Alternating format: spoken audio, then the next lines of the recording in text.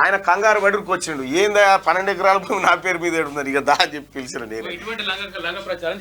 అయితే తెలంగాణ ప్రజలారా ఒకటై చెప్తా, అరే ఆయనకిచ్చి మామకిచ్చి, తెలంగాణ ప్రజలారా, కేటీ రామారావు నువ్వు ఇంకా ఇటువంటి చిల్లరేషాలు ఎన్ని చేసినా నువ్వు ఏమీ చేయలేవు. కానీ ఒకటైతే గుర్తుపెట్టుకో, నిన్ను చెంచలగూడ జైల్లో స్థిర నివాసం నీకు ఏర్పాటు చేయకపోతే నీకు నీ కుటుంబానికి తెలంగాణ రాష్ట్రంలో తిని బాగా బొక్కసాలు నింపుకున్నటువంటి నీ కుటుంబం, అవినీతికి పాల్పడ్డ నీ కుటుంబం ఖచ్చితంగా చెంచల్గూడ జైల్లో స్థిర నివాసం ఏర్పాటు చేసుకుంటుంది.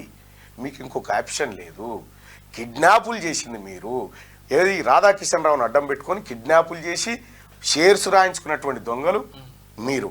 అయితే నాగరాజ్ అన్న ఆయన తీసుకొని పోయి మంచిగా లైవ్ కిట్ ఇస్తా, తీసుకొని పోయి వాడు ఆడున్నా సరే పట్టుకొని సబ్ రిజిస్టర్ ఆఫీస్ కాడికి పోదాం రారా, ఆ 12 ఎకరాల భూమి నాకు చెప్తా చూపించమనికి, అంతే 12 ఎకరాల భూమి.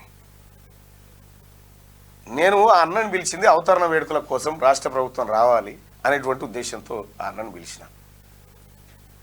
రాష్ట్ర ప్రభుత్వంతో మాట్లాడి ఎట్టి పరిస్థితిలో ఆయనకు జరిగినటువంటి అన్యాయం ఏదైతే ఉందో ఆ అన్యాయానికి ఈయన సజీవ సాక్ష్యం తెలంగాణ ఉద్యమానికి అని చెప్పాలనుకున్నా.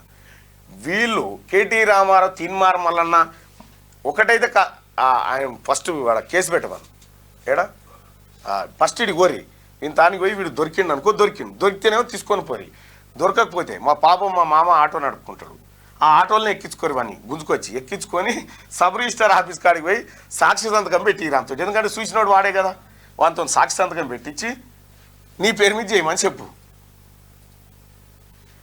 ప్రజలారా సరే వాని సంగతిగా ఈ ఎలక్షన్ అయిపోయిన సంగతికి చూద్దాంలే, కానీ ఒక మాట చెప్తా ఉన్నా, పట్టభద్రుల ఎమ్మెల్సీ ఎన్నికల్లో ఒక తీన్మార్ మల్లన్న గెలవద్దని ఇటువంటి లుచ్చా పనులన్నీ తల మీదకి ఎత్తుకున్నారు. మొత్తం